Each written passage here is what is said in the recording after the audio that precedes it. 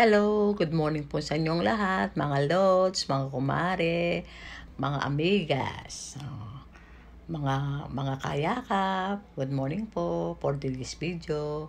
Luluto tayo ng ihaw na bangus. Yan.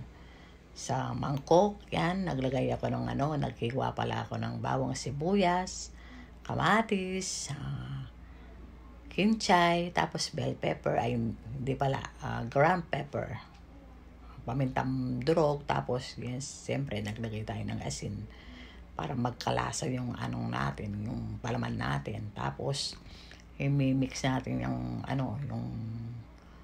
mimix natin yung masalese. Yan.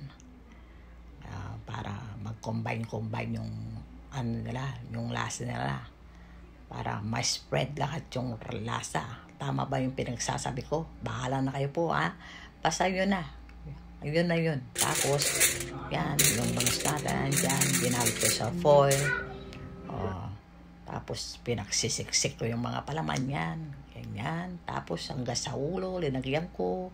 Tapos, sobra pala yung, yung ginawa kong palaman. Kaya, linagay ko ng lahat. Yan. Total, nakasil naman yung bangus natin sa foil.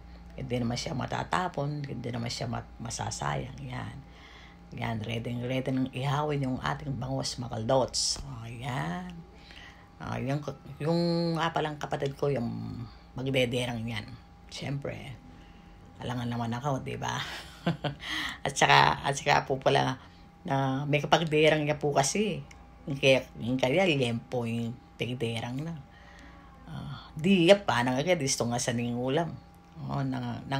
Nangangapampangan na po ako, Ayan. Yung kapatid ko po kasi mahilig sa sa baboy. Yan.